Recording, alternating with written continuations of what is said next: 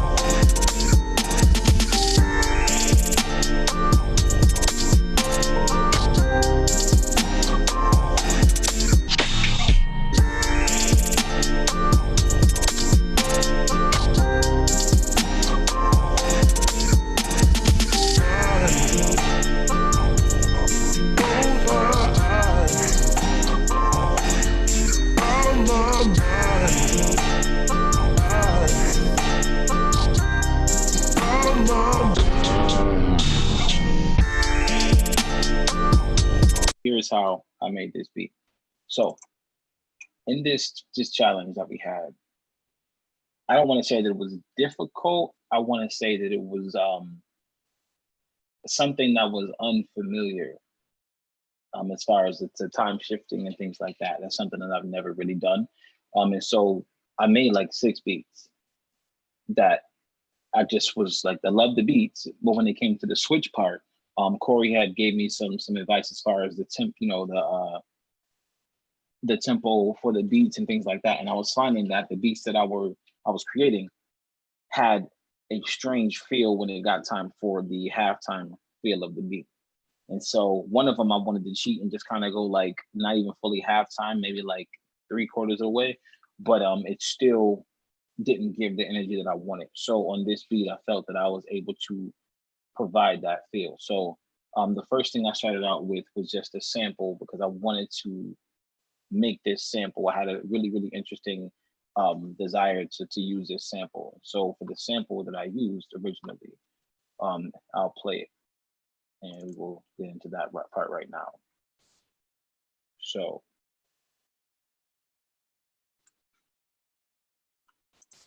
this is my top secret sample. So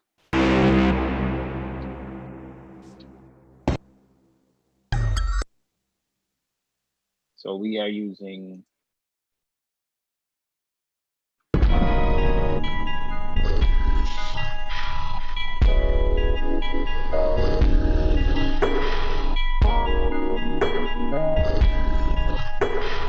so anybody who can't tell what that is, I will play it here.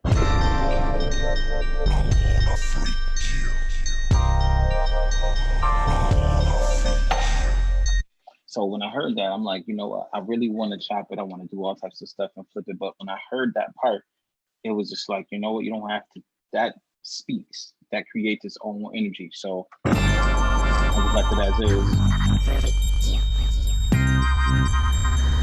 So I left it at that part there. So that came out something like this.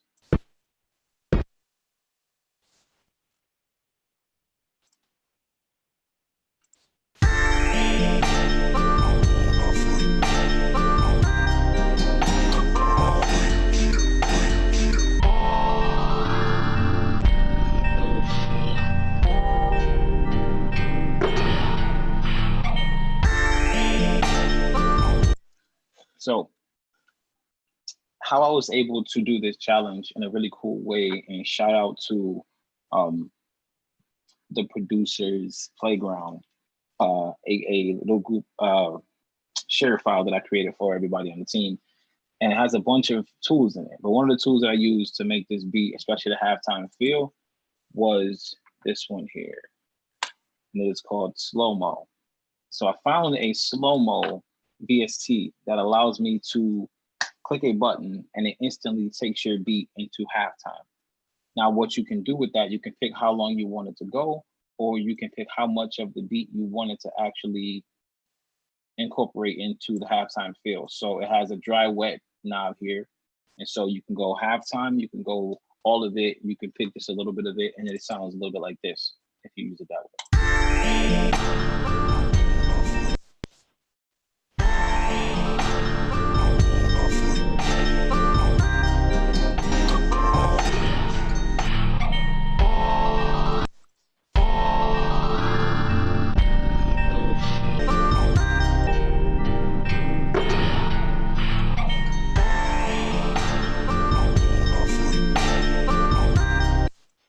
So I use that because I was not familiar with changing the timestamp on my beat and the tempo on my beat midway through. So with me being newer to Ableton, and when I looked up halftime, I was able to figure out, okay, this is a cool tool that people do use to instantly change and shift that down. So this is called slow-mo. It is VST that is available, so I would definitely recommend getting that if that's something you're interested in. It is by Initial. So that was the cheat in my beat, so to speak. I am big on VSTs. I love VSTs. I love making sure that, you know, I'm utilizing the beat to the max, making sure that I'm incorporating all of the essentials that I can. So that was where the beat started at. So here we have just a little loop, just a hi-hat loop. We have here that I loved it, and I loved the way that they rolled over the beat. So I just kept it simple there.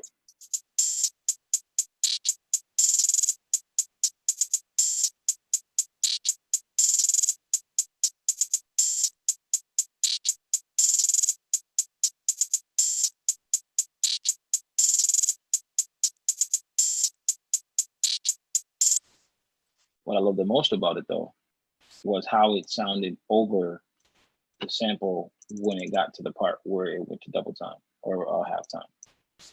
So this is where we live here. So I'll play that.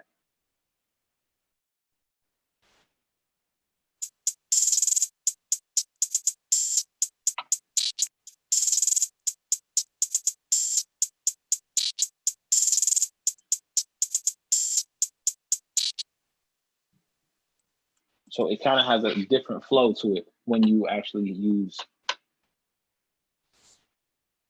the slow-mo on it. So now I'll do that again. I'll isolate it and just play that again.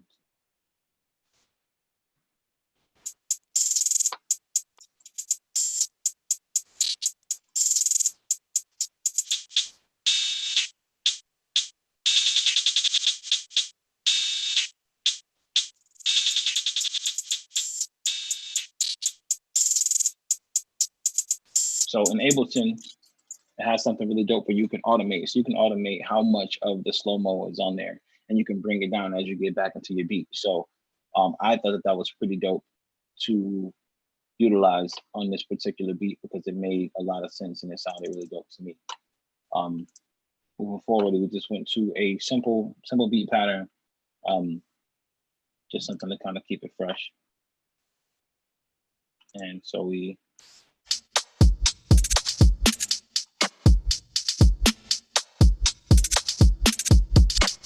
and again, I wanted to make sure I had something that sounded great with the slow-mo.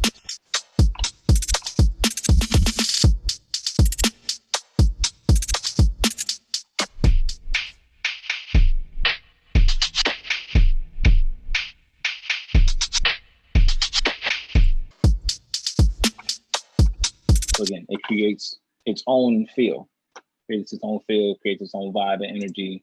And I loved it. You know, I just grabbed a little bit of an accent. You know, I love to play the keys, but on this one, I really didn't feel a need to overdo it with the melodies. Typically, I go over and above with the melody, but on this one, I just felt that just add a little bit of accent would have been enough. So.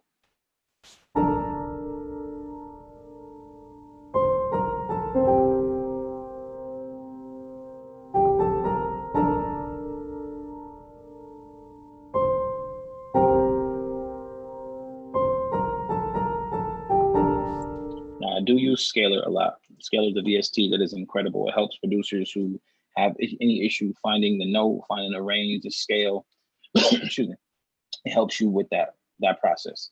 So it eliminates any guesswork. But for me, because I know kind of music theory, I know how to play, I just really love this soft piano. I think I told you guys about this before.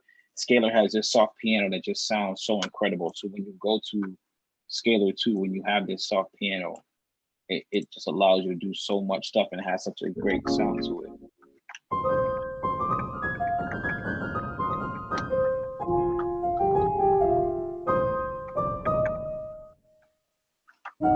So it sounds dope to me. It has the hammer from the keys, so it keeps you real authentic with the piano sound, but it also fades it back enough to where it doesn't pronounce the piano too loud. So for me, I always go right to the soft piano in Scalar 2. Sometimes I actually use the features of Scalar 2, but I rarely do. I typically just use the sound. And then, so from there, I added a little sample accent throughout the beat, just a little.